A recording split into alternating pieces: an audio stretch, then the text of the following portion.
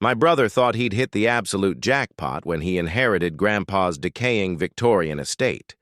But after 3 weeks of tearing through drywall and finding nothing but dead ends, he was ready to sign the listing papers and walk away forever, until the basement floor started to vibrate under our very feet.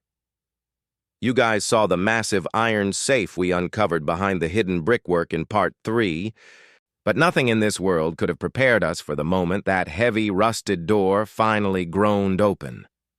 As the seal broke, a rush of cold, sterile air hit us, smelling of ozone, old ink, and ancient cedar. We weren't looking at a pile of gold coins or a stack of dirty cash. We were looking at a room that physically shouldn't exist, a high-tech command center frozen in the winter of 1962. My brother's flashlight flickered across rows of steel filing cabinets and a massive wall map pinned with hundreds of red strings that connected our sleepy little town to major cities all over the globe.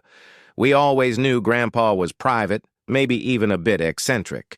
But the classified documents we pulled from the top drawer suggested he was something far more dangerous than a simple retired librarian.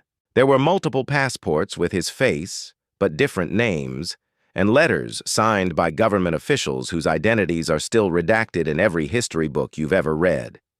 In the center of the room sat a single mahogany desk, and resting right on top was a leather-bound ledger with my brother's name burned into the cover. His hands were shaking so hard he almost dropped the light. The first page simply said, "The house was the test, and I knew you'd be the one to pass it."